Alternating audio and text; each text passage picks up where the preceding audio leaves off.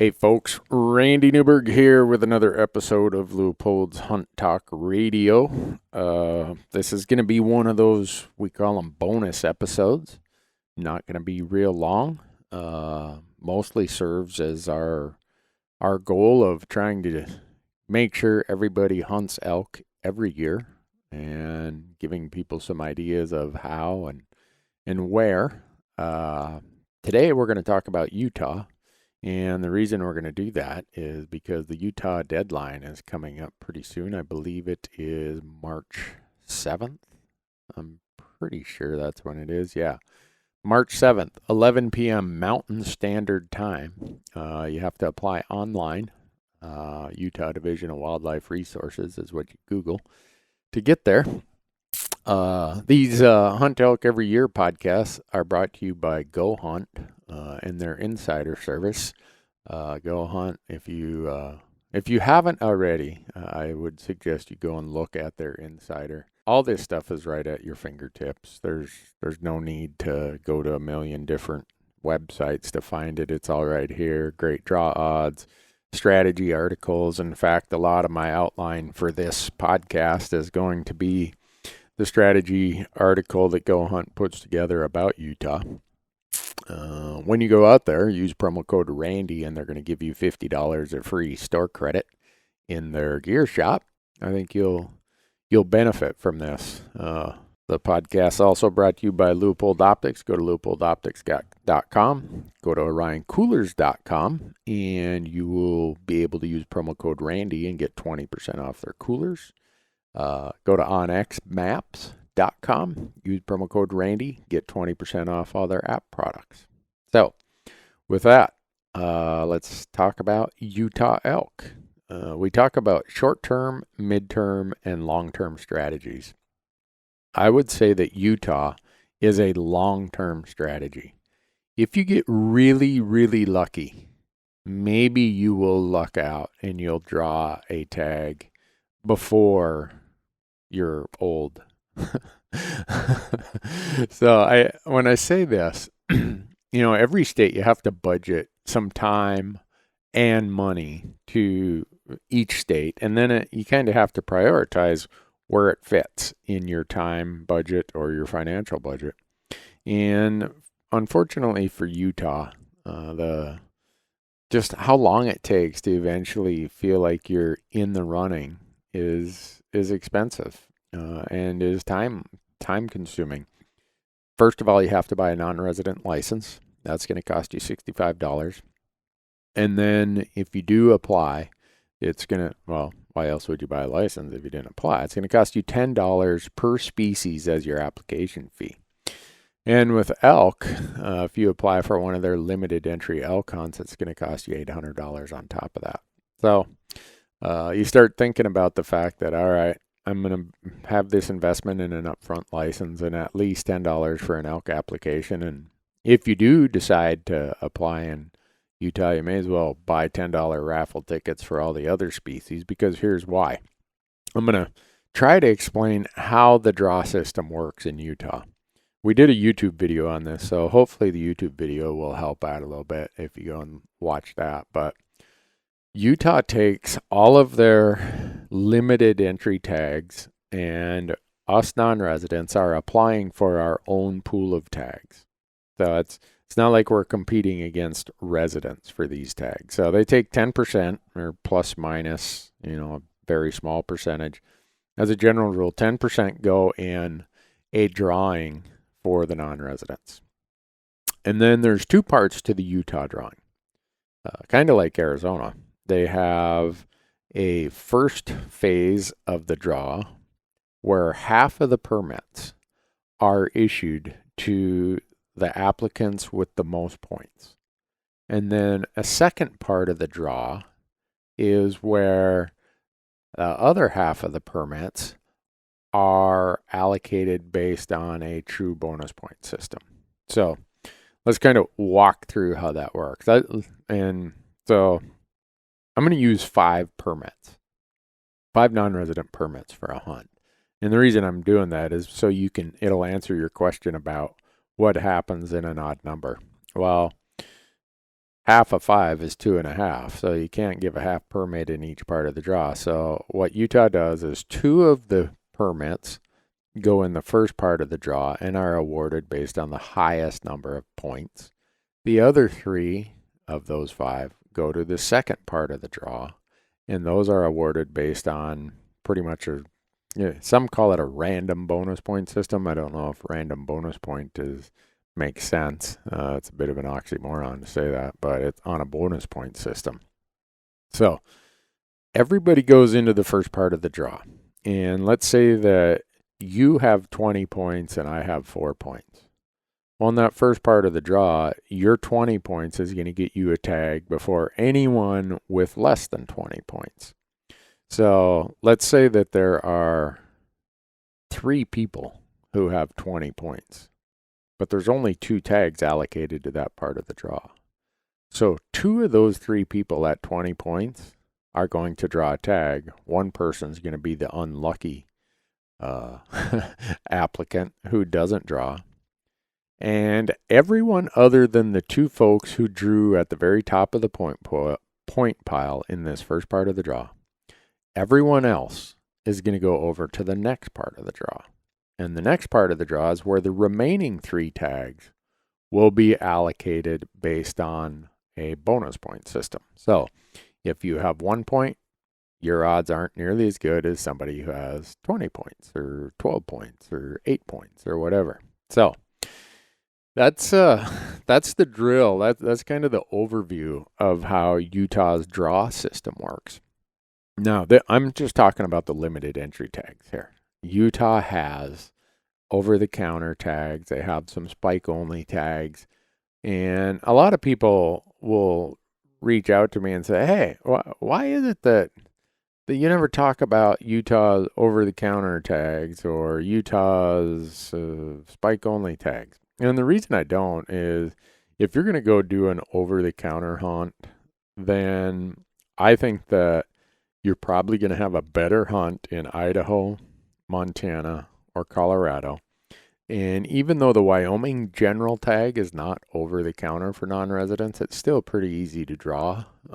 Takes usually less than, depends on which draw part you go into, but it's going to take anywhere from 1 to 3 points.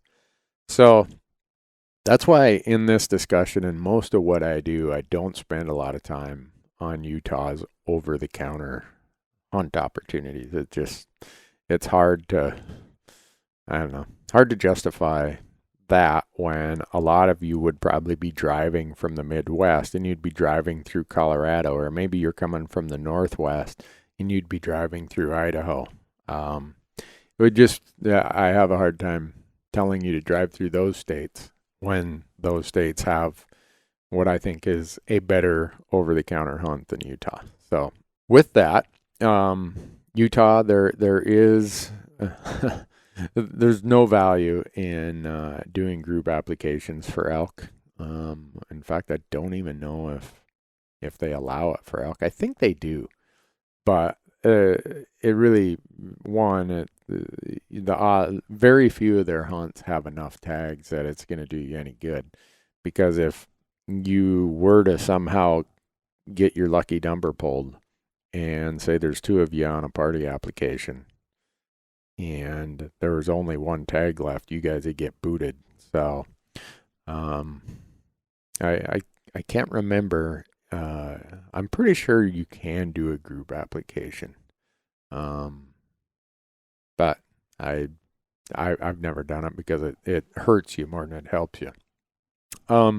Couple things to think about. Utah has a weird drawing order in how they do things, and here's what I mean by that. Is you're allowed 1 limited entry permit in Utah each year. So you're not allowed to draw a limited entry deer tag and a limited entry elk tag. If you were to draw a limited entry deer tag, you're out of all the remaining drawings and you're just going to get a point. They're just going to disregard your application and give you a point for everything. And they draw them in this order: limited entry deer, limited entry elk, limited entry antelope, then the once in a lifetime species of sheep, moose, mountain goat, and bison. So If you are applying in Utah and you say, well, I'm going to throw my hat or my name in the hat for deer also, understand that if you draw the deer tag, you're out of the elk drawing. They're just going to instantly hand you a, a bonus point and say, good luck next year. So the other thing is Utah has a very unique way of managing for bull elk. They manage for harvested elk age objectives. So there's, I think, 6 units where they try to have a harvested elk objective between 7.5 and 8 years. You think about that. That is really an old elk. I mean, public land elk living 7.5 to 8 years as the average harvest objective, that's a really old number, or old age. So for Utah to achieve that goal, they have to crank down opportunity to very, very, very limited amounts. And then they have some units where the age objective is 6.5 to 7. And then they have others where it's 5.5 to 6, and others where it's 4.5 to 5 years. So you need to think about which of those units are the ones that Utah is managing for. It kind of goes from an opportunity hunt to more of a once in a lifetime hunt. The opportunity hunts are those ones where they manage for lower age objectives. The once in your lifetime, even if you get really lucky, are the higher age objectives. And you can see that in the amount of tags issued, the draw odds, really, really tough draw odds on some of these big, well, I'll call it higher demand. Doesn't mean you're going to shoot a big one, just means they are known to be there, and it's going to add an awful lot of weight to to the likelihood of ever drawing in Utah. So to give you a little perspective, if you're just starting out, the number of non-residents with points is crazy. And I'm talking about really high point totals. There are thousands and thousands of non-residents who have more than 10 elk points. So if you're just starting out, or if you're at 2 or 3 elk points, you might want to think about one of these easier to draw units, because you're going to be in line for a long time trying to draw one of the really high demand elk units. But the flip side of that is the quality in Utah is really, really good, and here's why.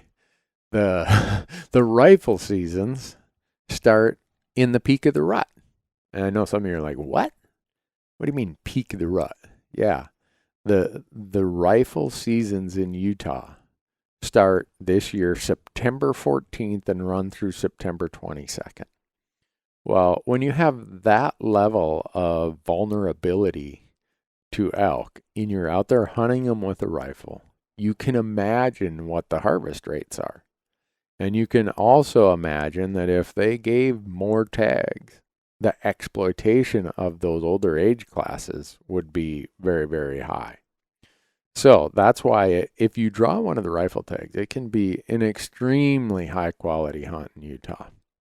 Now, archery hunts, I'm not sure what the archers did to Utah to upset them, but this year archery season opens August 17th and it runs until September 13th. Well, September 13th, you're just starting to get to the peak of, all right, things are getting wound up. So the majority of the archery season is outside the prime rut dates that you would want. The muzzleloader season, if you're into that, is still in good rutting activity at September 23rd through October 4th this year. And in a few units, they have what they call a mid-season hunt for rifle. And this year, those run October 5th through the 17th. And then they have late rifle hunts. And these are usually a 9-day hunt, start on a Saturday, run a whole week, and end on the following Sunday. Those are this year, November 9th through the 17th. Those are way, way easier to draw. So I lucked out in 2014. I was applying for one of these units that is managed for pretty low low age objectives. I wasn't I didn't have any expectation that I was had enough points to get one of the glory tags. So I applied for a unit called South Cache, and I applied archery because archery was easier. The season dates aren't that great, so I just wanted to go.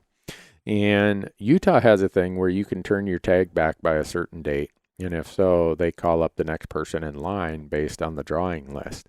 Well, I get a call, says, "Hey, Mr. Newberg, someone turned this tag back in. If you want it, it's yours." Well, I think at the time I only had 4 or 5 points. I'm like, "You bet. Sign me up. I'll take it." And went there, had a fun hunt. Tons of public land in Utah.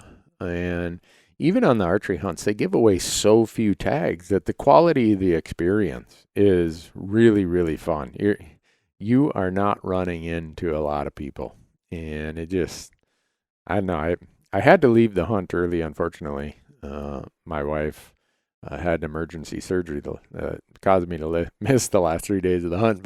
And she always says, "Oh, I'm so sorry." I'm like, "Oh, honey, don't worry about it. You gave me an excuse as to why I didn't fill that tag." Because odds are, with me and a bow in my hand, there's a very good chance I won't fill that tag anyhow.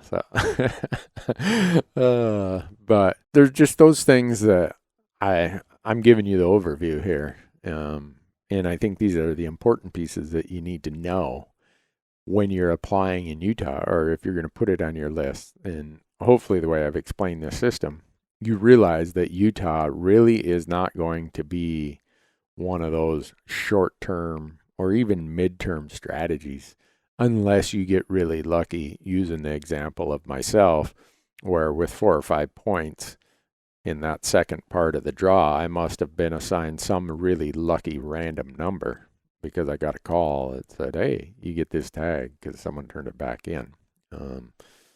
Most people, I tell them, you better be thinking that it's going to be I don't know, at least 10, more closer to 20 points to draw.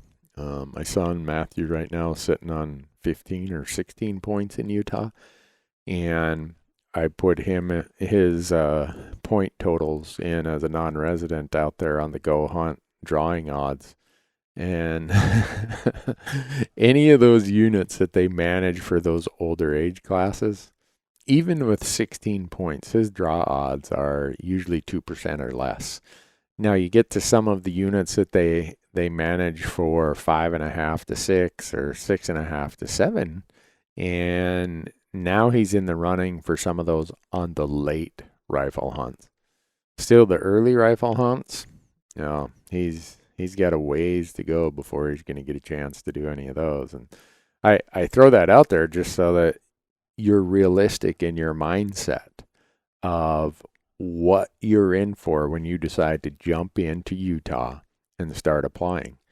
And if I was you, if you are going to do it for elk, I'd add antelope and deer and bison and sheep and goat and moose. I'd add everything to it. Really, what you're doing is you're buying a $10 raffle ticket. And you've already made the big investment in the $65 non-resident license.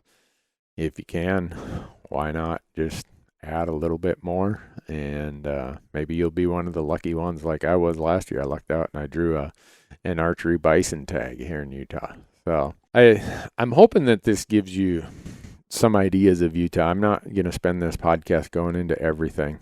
Like I said, the purpose of these podcasts is to, one, serve as a reminder, two, give you a little bit of overview, and hopefully, if it fits your calendar, fits your budget, you'll think about it, and you'll go out to the Insider and you'll read these strategy articles.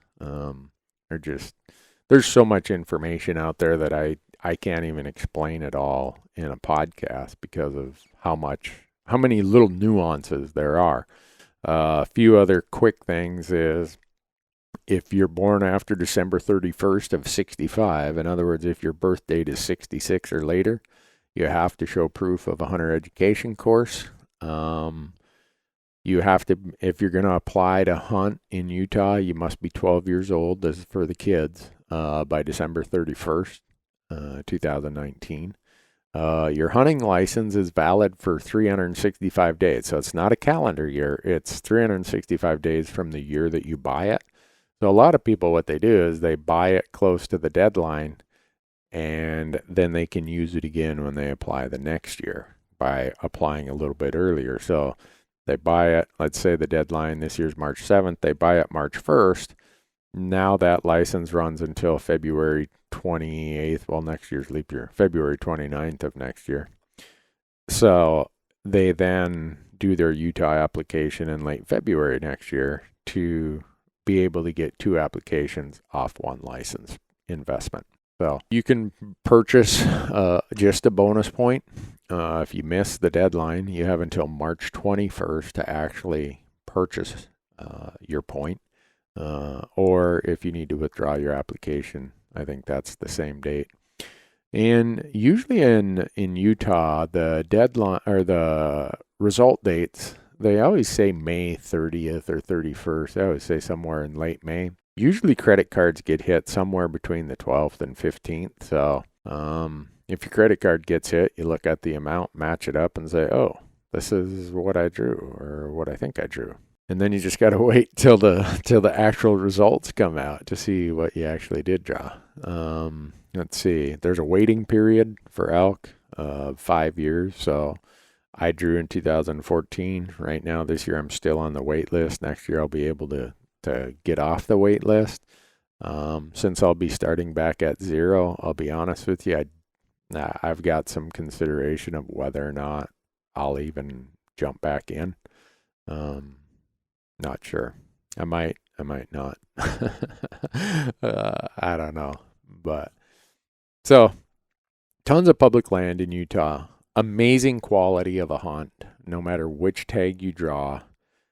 So much, I would say, quality also in the age class in most units. Even the units that are managed for younger harvested bulls, there are still some really good bulls in those hunts. So lots of reasons why if it fits your budget and if it fits your timeline, why you should try or think about Utah.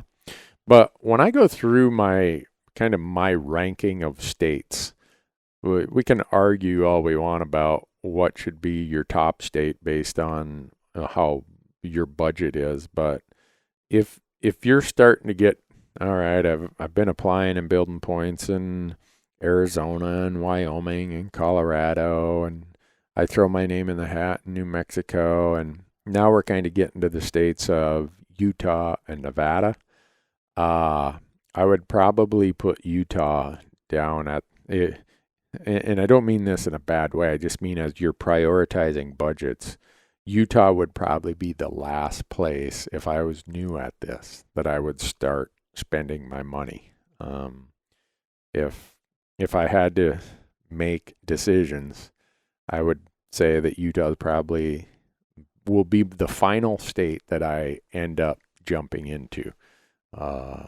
Nevada would be ahead of that. Idaho doesn't have a point system, so that would just be apply for elk there whenever it fits your calendar and your budget, because you got to buy the non-refundable license there. So of all the states that you have to buy a non-refundable license and have a point system, those would be Arizona, Utah, Nevada. Who am I missing here? Colorado. You don't really have to buy a non-refundable. Yeah, you do now. They changed it this year. So I am building points in Wyoming. I would put Utah as my, I guess, last place. But if it fits your budget, I would surely do it. I mean, it's I tell people, just like buying raffle tickets. And some people say, well, I don't buy raffle tickets. Okay, I get that. Then don't. I don't know what else to say. But when you have the demand or the quality of elk that Utah has, and you have the season dates at the time they have them, you are going to create a large amount of demand for elk hunting in that state. And that's what Utah has. And as a result, us non-residents, when we get allocated 10%, well, that means good luck. Those draw odds are going to be tough. So with that, that's the quick overview of Utah. Again, don't miss the deadline March 7th. I would strongly suggest that you go out to Go Hunt, go and sign up for the Insider, use promo code Randy, and get $50 of mad money in their gear shop for doing so. But mostly you'd have these draw odds, these strategy articles, these unit analysis. It really lets you say, this is the kind of hunt I'm looking for. And by sorting and filtering, you get to kind of customize and pick. All right, if this is my style of hunting or this is what I'm looking for, it tells you here are the places you should be looking. They don't give you, apply here, apply there, whatever. That's not what Go Hunt does. Some of the other services do that, but Go Hunt lets you be your own consultant. They have the best information. They have the best draw odds. And it just has the opportunity to customize it how you want it to be. So that's why during draw and application season, you hear me talking about it so much. I'm on it all the time. So anyhow, hope that helped, folks. Hope it's a little reminder. Don't mean to keep you that long, but good luck out there. I hope your mailbox is so full of tags that you can hardly open the door when the mailman comes. So thanks for listening.